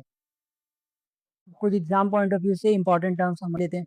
Transferor company, company whose business is taken over, it is also called vendor company और ओल्ड कंपनी। मतलब जो कंपनी खुद को बेच रही है ना, जिसका बिजनेस लिया जा रहा है, उसको ट्रांसफरर कंपनी बोलेंगे। वो अपना सारा जो असेट, सारी लाइबिलिटी ट्रांसफर कर रही है। किसको ट्रांसफर कर रही है, ट्रांसफरी कंपनी को। ट्रांसफरी कंपनी जो बिजनेस लेती है, ये अपना बिजनेस पूरा दे रही है इसको, और ये जो है इससे इसका बिजनेस पूरा ले रही है, ठीक है। तो ट्रांसफरर कंपनी एक हिसाब से सेलर कंपनी हो गई, ओल्ड कंपनी हो गई, और ट्रांसफरी कंपनी परचेसिंग कंपनी और न्यू कंपनी बोल सकते हैं। एग्जाम पॉइंट ऑफ व्यू के लिए थोड़ा सा इंपॉर्टेंट है, कुछ अगर इससे रिलेटेड थियरी या एमसीक्यूज में आता है तो अटेम्प्ट करने में इजी हो जाएगा। वैसे ही एग्जांपल में मैंने समझाया कि टाइप्स ऑफ अमालगमेशन। तो अकाउंटिंग स्टैंडर्ड 14 जो आईसीआई ने इशू किया है, उसके अकॉर्डिंग दो टाइप के अमालगमेशन होते हैं, amalgamation in nature of merger, amalgamation in nature of purchase. जैसा मैंने बताया था कि दोनों मिलकर जब न्यू कंपनी हो रहे थे, इसके एसेट और उसके एसेट दोनों मिलकर एक न्यू कंपनी में जा रहे थे, और वो पुरानी कंपनियां बंद हो जा रही थी, तो उसको मर्जर बोलेंगे, amalgamation in nature of merger. और कुछ चीजें अगर खरीद रहा है, वो कुछ पार्ट खरीद रहा है बिजनेस का, कंपनी जैसी की वैसी ही है, कोई शेयर होल्डर चेंज नहीं हुआ, कुछ चेंज नहीं हुआ, वो बस उसका कुछ बिजनेस खरीद रहा है, तो वो amalgamation in nature of purchase हुआ। Amalgamation in nature of merger, this type of amalgamation is called true merger because both companies join together almost equally. For an amalgamation to be treated as merger, all the following condition must be satisfied. तो condition one क्या है, सारे asset और liability उस new company में जाना चाहिए, ठीक है। जो न्यू कंपनी, जो ट्रांसफरी कंपनी है, सारे असेट और लाइबिलिटी ले लेगी पुरानी कंपनी के, जैसे हमजा और रहमान लिमिटेड की कंपनी के जो भी असेट एंड लाइबिलिटी थे वो रेहा लिमिटेड ने ले लिए, तो रेहा लिमिटेड क्या बनी, ट्रांसफरी कंपनी। और उसमें असेट में यही लैंड, बिल्डिंग, मशीनरी, स्टॉक, ये सारी चीजें हैं, वो रहेंगी। Condition number two, at least 90% of share holder become share holder of new company. अभी जो पढ़ा था, रहमान लिमिटेड थी और हमजा लिमिटेड थी, इसके अपने शेयर होल्डर थे, इसके अपने शेयर होल्डर थे, है ना। अब जो बनी रेहा लिमिटेड, दोनों मिला के रेहा लिमिटेड बनी, तो इस रेहा लिमिटेड में, जो ये रेहा लिमिटेड बनी, इस रेहा लिमिटेड में टोटल 90% शेयर मिनिमम होना चाहिए, है ना। मिनिमम 90% शेयर होल्डर जो है, इसके इसमें आ जाने चाहिए और इसके इसमें आ जाने चाहिए, ठीक है। इसमें अब कुछ बचना ही नहीं चाहिए, तब जाके इसको मर्जर बोलेंगे, मतलब amalgamation in nature of merger बोलेंगे। Share holder holding at least 90% equity shares of a transferor company, transferor company Rahman limited और Hamza limited, must become share holder of a transferee company. इस रेहा लिमिटेड के ये लोग शेयर होल्डर बन जाने चाहिए, ये कंडीशन फुलफिल होना जरूरी है। तो अभी मान के चलो, सपोज बी लिमिटेड, जो बी लिमिटेड है उसमें 1000 इक्विटी शेयर्स है ना, तो 900 शेयर होल्डर है, वो एक्सेप्ट करना चाहिए ए लिमिटेड में, है ना, न्यू कंपनी जो बन रही। अगर ये जो है रहमान लिमिटेड, इसने, इनके जो शेयर होल्डर हैं उन्होंने 50% शेयर होल्डर ने मना कर दिया इसमें जाने से, तो कंडीशन फुलफिल नहीं हुई। Condition 3, purchase consideration is paid only in equity share. सबसे इंपॉर्टेंट पॉइंट कि जो कंपनी जब रेहा लिमिटेड बन रही है तो उसके जो शेयर होल्डर है उनको पैसे नहीं मिल रहे हैं, उनको अब रेहा लिमिटेड के शेयर्स मिल रहे हैं, शेयर, न्यू कंपनी के शेयर्स मिल रहे हैं। तो क्या पेमेंट किस में हुई? इक्विटी शेयर्स में, ठीक है, कैश में नहीं हुई। तो the purchase consideration must paid only in equity share, ठीक है। जो पुरानी कंपनी है उसके शेयर होल्डर को कंपनी, न्यू कंपनी के शेयर्स मिलेंगे, पैसे नहीं मिलेंगे। लेकिन एक कंडीशन है कि cash payment is allowed only for small fractional amount. अब ये स्मॉल फ्रैक्शनल अमाउंट क्या है? देखो, मान के चलो ए लिमिटेड कंपनी है और ये बी लिमिटेड कंपनी है। ये बी लिमिटेड जो है न्यू कंपनी बन रही है, ए लिमिटेड के शेयर होल्डर सारे इसमें जा रहे हैं। अब इसमें से एक शेयर होल्डर है, समझो आर, ठीक है। तो जो शेयर होल्डर है इसके पास जो है 10 शेयर है, और कंपनी ने कंडीशन रखा कि जिसके पास भी 3 शेयर्स है उसको बी लिमिटेड के 2 शेयर्स मिलेंगे, है ना। तो अब इसकी जो कैलकुलेशन करेंगे तो 6.666 समथिंग आएगा, है ना। अब ये ऐसे 6.5 शेयर तो नहीं दे सकते, तो इसलिए इसको 6 शेयर इशू करेंगे। और जो ये पॉइंट का बच रहा है ये जो पॉइंट में आ रहा है ये इसको कैश में पेमेंट करेंगे, इसलिए इसको बोलेंगे स्मॉल फ्रैक्शनल अमाउंट। अभी अगर शेयर जो है एक के बदले जितना, अगर समझो 2 के बदले उसको जितना भी दे रहे हैं वो पूरा इवन आ रहा है, 2 share, 3 share, 4 share, 4 share, 5 share, तो प्रॉपर है। लेकिन अगर पॉइंट में आ रहा है तो वो जो पॉइंट है उतना शेयर तो नहीं दे सकते, इसीलिए उसका उतना जो है कैश में उसको देंगे। तो यहाँ पर थोड़ा कैश अलाउड है। वैसे इसकी मेन कंडीशन है कि purchase consideration is only paid in equity shares. फिर आते हैं कंडीशन 4 पे, business of a old company continues. मतलब सीधी सी बात है, the business of transferor company should continue even after amalgamation. जैसे if a textile company is taken over, the textile business should continue after merger. The new company should not close down the business immediately. अभी समझाता हूँ। जैसे हमने देखा था कि एक के पास जो है सारी फैक्ट्रीज वगैरह थी, वो कपड़े मैन्युफैक्चर करता था। दूसरे के पास क्या था, शोरूम वगैरह थे जो सेल करता था। अब ये दोनों मिलके न्यू कंपनी बनाई इन्होंने, तो अब ये जो है मैन्युफैक्चरिंग वो यहाँ भी करेगा ही, यहाँ मैन्युफैक्चर करेगा और इसी शोरूम में बेचेगा, है ना। ऐसा ना हो कि ये सारी जो फैक्ट्रियां बंद करवा दे, पुरानी कंपनी का जो मैन्युफैक्चरिंग का जो प्लांट है वो सब बंद करवा दे, ऐसा नहीं कर सकता, है ना। उसको वो बिजनेस कंटिन्यू ही रखना पड़ेगा, तब जाके वो अमालगमेशन इन मर्जर बनेगा, है ना। तो फिर फोर्थ कंडीशन ये है। वैसे ही फिफ्थ कंडीशन आता है, asset and liabilities are recorded at book value. अब ट्रांसफर करते टाइम जैसे ए के सारे असेट लाइबिलिटी जो न्यू कंपनी में जा रहे हैं, बी के सारे न्यू कंपनी में जा रहे हैं, वो बुक वैल्यू पे ही रिकॉर्ड होने चाहिए। अभी इसका मतलब बता दो, कोई revaluation should not be done except for making accounting method same. मतलब कोई रिवैल्यूएशन नहीं करेगा। अभी उसकी बुक में जो है मर्जर करते टाइम बुक में जो है 1 लाख लिखा है ना। ये जो अब जो न्यू कंपनी बनी तो इसको रिवैल्यूएट करके 2 लाख नहीं करेगा, है ना। इससे क्या है, इस कंपनी का जो है वैल्यू बहुत ज्यादा बढ़ जाएगी न्यू कंपनी की, इसीलिए वो ऐसा नहीं कर सकता। जैसे मशीनरी है, बुक्स में 5 लाख शो करिए पुरानी कंपनी के, तो वो जो 5 लाख है वो ही जाएगा। तो उसको मार्केट वैल्यू अगर उसकी 7 लाख भले ही हो तो वो नहीं कर सकते लोग। अगर बुक में 5 लाख है तो 5 लाख ही जाएगा, ठीक है। तो ये फिफ्थ कंडीशन थी। सिंपली कंडीशन क्या थी, मर्जर को अगर अमालगमेशन को अगर मर्जर कंसीडर करना है तो सारे एसेट एंड लाइबिलिटीज लेना होंगे, 90% शेयर होल्डर जो न्यू कंपनी में जाना चाहिए, और पेमेंट जो है इक्विटी शेयर्स में होना चाहिए। बिजनेस जो पुरानी कंपनी का कंटिन्यू होना चाहिए। अब जो एसेट एंड लाइबिलिटीज हम ले रहे हैं वो बुक वैल्यू पे ही काउंट होने चाहिए।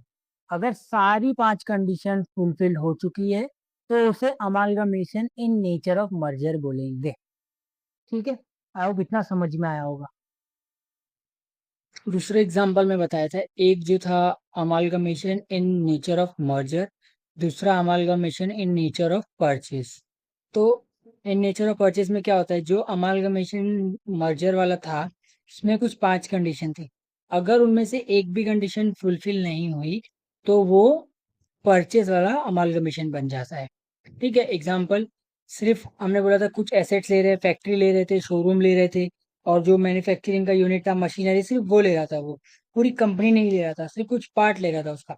शेयर होल्डर दोनों के अलग अलग ही थे, दोनों मिलकर जैसे रिया लिमिटेड के नहीं बन रहे थे, दोनों अलग अलग थे। कैश पे किया, इक्विटी शेयर्स में पे नहीं किया, जैसा अमालगमेशन मर्जर में था कि जो पेमेंट है वो इक्विटी शेयर्स के थ्रू ही होना चाहिए। लेकिन नहीं, यहाँ पेमेंट कैश में हुआ, जितना उसने लिया उसका वैल्यू निकाले और उसका कैश में पेमेंट कर दिया, और बिजनेस बंद हो गया पुराना वाला। मान के चलो मर्जर में ऐसा था नहीं, नई जो कंपनी बन रही है तो पुरानी दोनों कंपनी के बिजनेस कंटिन्यू हो रहे थे, इसमें ऐसा नहीं हो रहा है। ठीक है, और एसेट जो है रिवैल्यू है मार्केट वैल्यू पे, उसमें क्या बुक वैल्यू पे हो रहे थे। तो ये सारी मर्जर की कंडीशन है वो फुलफिल नहीं हुई, तो वो नेचर ऑफ परचेज बन गया। अब इसके फीचर्स क्या है कि जो share holder of old company है उस नए कंपनी के नहीं बनेंगे। Payment can be made in cash और शेयर्स और डिबेंचर्स, लेकिन सिर्फ इक्विटी शेयर्स में करना जरूरी नहीं है। एसेट जो है एग्री वैल्यू पे ही जो है डिसाइड होंगे। बिजनेस कंटिन्यू हो सकता है, नहीं भी हो सकता है। रिवैल्यूएशन एसेट अलाउड है इसमें, उसमें रिवैल्यूएट नहीं कर सकते थे एसेट को, जो भी एसेट की वैल्यू थी, जैसे हमने देखा था मशीनरी 5 लाख है तो 5 लाख बुक वैल्यू है तो 5 लाख ही लिखा जाएगा, 7 लाख नहीं लिखा जाएगा। तो ये जो अमालगमेशन है इसको परचेज वाला बोलेंगे। ठीक है, वो मर्जर में क्या था कि दोनों कंपनी बंद होकर एक न्यू कंपनी बन रही थी, और दोनों कंपनी का जो बिजनेस है वो न्यू कंपनी में कंटिन्यू हो रहा था। इसमें ऐसा नहीं है कि जो एक कंपनी है उसने दूसरी कंपनी का कुछ पार्ट, जो कुछ मशीनरी या कुछ असेट्स टेक ओवर कर लिया है अपने पास, उसके बदले इसको कैश वगैरह दिया है, तो ये amalgamation in nature of purchase हुआ। इसका एग्जाम्पल जो डिज्नी है उसने 21st सेंचुरी फॉक्स को एक्वायर कर लिया था। तो ये परचेज अमालगमेशन हुआ। उसने क्या किया था, इसका कुछ बिजनेस जो है, कुछ कुछ राइट्स वगैरह है जो एक्वायर कर लिया था। कोई दोनों मिलके कोई न्यू कंपनी नहीं बने, है ना। वो डिज्नी जो है अपना एग्जिस्ट करती है, बस इसका जो बिजनेस है कुछ इसके पास आ गया है, तो वो परचेज अमालगमेशन होगा। ठीक है, अभी अमालगमेशन में ये जरूर पड़ा कि परचेस कंसिडरेशन कैश में देना है या परचेस कंसिडरेशन इक्विटी शेयर्स में देना है। तो ये परचेस कंसिडरेशन है क्या? Purchase consideration means the amount paid by transferee company to share holder of a transferor company for taking over the business. मतलब जो न्यू कंपनी है वो ओल्ड कंपनी के शेयर होल्डर को कैश में पेमेंट करेगी या इक्विटी में, तो वो जो पेमेंट कर रही है उसको परचेस कंसिडरेशन बोलेंगे। In simple word, purchase consideration is equals to amount paid to old company shareholder. Important point, payment जो है शेयर होल्डर्स को दिया गया है वही इंक्लूड होगा। क्रेडिटर जो कंपनी के क्रेडिटर्स है उनको पेमेंट दिया हो, और उससे रिलेटेड अदर जो भी एक्सपेंस है, कॉस्ट है, वो दिया, वो इंक्लूड नहीं होगा। जो पेमेंट हमने शेयर होल्डर को दिया है वो ही वही परचेस कंसिडरेशन में काउंट होगा। अभी methods of calculating purchase consideration, इस पे बहुत सारे सम्स दिए हैं बुक में, प्रैक्टिकल। मैं यहाँ, ये थियोरी का लेक्चर है, थियोरी रिवीजन करवा रहा हूँ, तो उसमें थियोरेटिकली आपको बताऊंगा। तो पहला है नेट एसेट मेथड। इसमें क्या होता है, जो परचेज कंसिडरेशन है, जितना भी कंपनी का एसेट लिया है और जितनी उसकी लाइबिलिटी है उसको जो माइनस करके जितना भी अमाउंट बचेगा वो परचेज कंसिडरेशन बन जाएगा, है ना। अब असेट कौन सा लेंगे, जो एग्री किया है उन्होंने वो, जो लाइबिलिटी एग्री किया है वो अमाउंट पे। अब इम्पोर्टेंट पॉइंट है कि जो वो असेट है उसमें फिक्टिशियस असेट काउंट नहीं होगा। फिक्टिशियस असेट पे मैंने एक शॉर्ट बनाया है, आप ऊपर जाके देख सकते हो। फिक्टिशियस एसेट में प्रिलिमिनरी एक्सपेंसेस या debit balance of profit and loss account या discount on issue of shares, ये सब काउंट नहीं होगा। दूसरा मेथड आता है नेट पेमेंट मेथड। इसमें क्या है, purchase consideration is calculated based on the total payment made to shareholder, जिसमें कंपनी के जितने भी टाइप के शेयर होल्डर हैं उनको जितना पेमेंट किया गया है उसके अकॉर्डिंग कैलकुलेट होगा। सिर्फ शेयर होल्डर जो इक्विटी शेयर होल्डर है या सिर्फ शेयर होल्डर है उसको नहीं। जैसे इसमें क्या दिया था, only payment made to shareholder is included. Creditors, debenture holder या लिक्विडेशन एक्सपेंस यहाँ पर नहीं इंक्लूड हो रहा था। अब नेट पेमेंट मेथड में क्या है, जो टोटल पेमेंट दिया गया है शेयर होल्डर को उसके अकॉर्डिंग काउंट होगा। जैसे उसमें इक्विटी शेयर होल्डर्स भी आ गए, प्रेफरेंस शेयर होल्डर्स भी आ गए, डिवेंचर्स भी आ गए, कैश में जितना पेमेंट किया है वो भी आ गया। मतलब जो शेयर होल्डर को किसी भी वे में कोई भी पेमेंट किया गया होगा, टोटल पेमेंट जो होगा वो उसमें काउंट होगा। ये सारा चैप्टर जो है समझ में आया होगा, थोड़ा बहुत भी आपको क्लियरिटी मिली होगी, एग्जाम में थोड़ी बहुत भी हेल्प हुई होगी, तो फिर मुझे कमेंट करके ज़रूर बताना और वीडियो को लाइक ज़रूर कर लेना। और ऐसे ही चैनल पे बने रहो, इससे रिलेटेड सारी वीडियोस वगैरह आती रहेगी। और मैंने अपनी वेबसाइट पे ऑलरेडी जो है क्वेश्चन पेपर और ऑब्जेक्टिव क्वेश्चन बैंक प्रोवाइड कर दिया है। लिंक डिस्क्रिप्शन में मैंने लिंक दिया है, तो उसमें जाके आप चेक कर सकते हो। Thank you for watching.